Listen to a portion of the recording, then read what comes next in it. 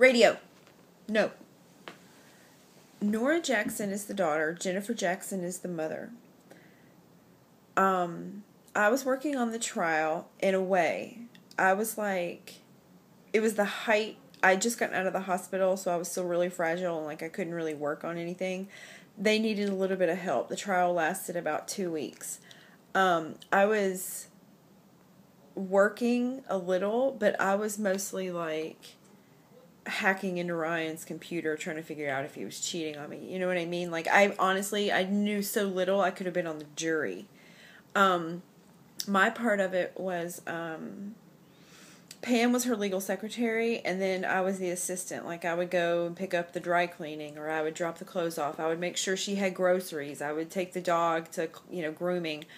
I would go and sit during the trial in one of these little rooms with the investigator and just a couple of other people, and then I would go pick up lunch, or, the part that really got it was, they wanted one person to take Nora her clothes each night that she was going to wear the next day. So after trial and at night, I would have to take her clothes at the jail.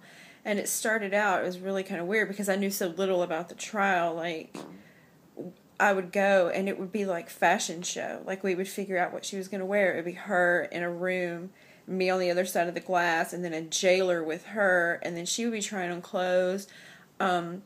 I would go to Target and pick stuff out for her, and she would call me three-way on my cell phone, and we would talk about what she was wearing. I'd be looking at stuff and be like, yeah, this is cute. And so we kind of were like joking, and it was really weird.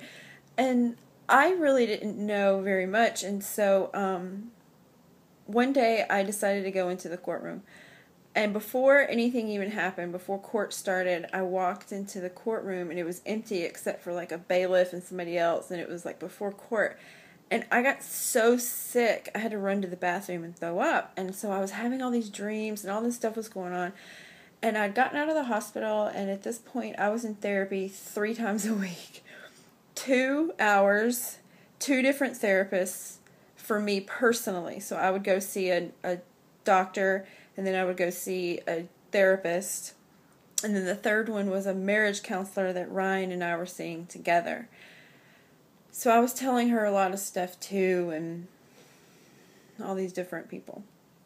So I was telling Elizabeth, the marriage counselor, about my dreams and about a lot of the stuff that was happening and just about a lot of the things I was doing.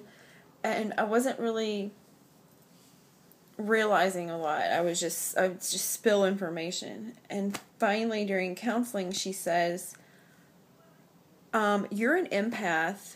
Jennifer is trying to communicate with you. Let's have a seance.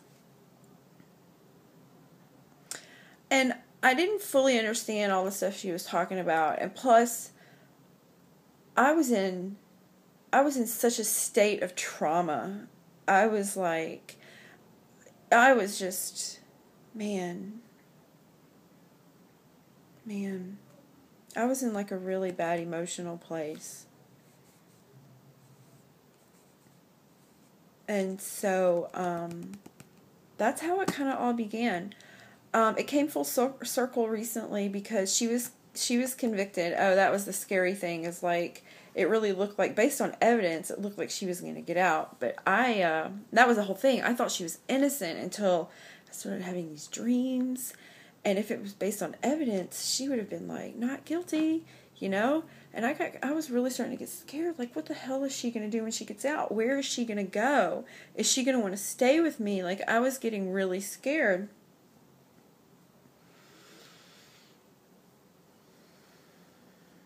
Jennifer didn't visit in the seance, or I didn't know how to tell. Nora was found guilty. There was a thing on 48 Hours about it. You can watch it. But there was like a whole bunch of like prosecutor misconduct and stuff, and so they were going to go for retrial.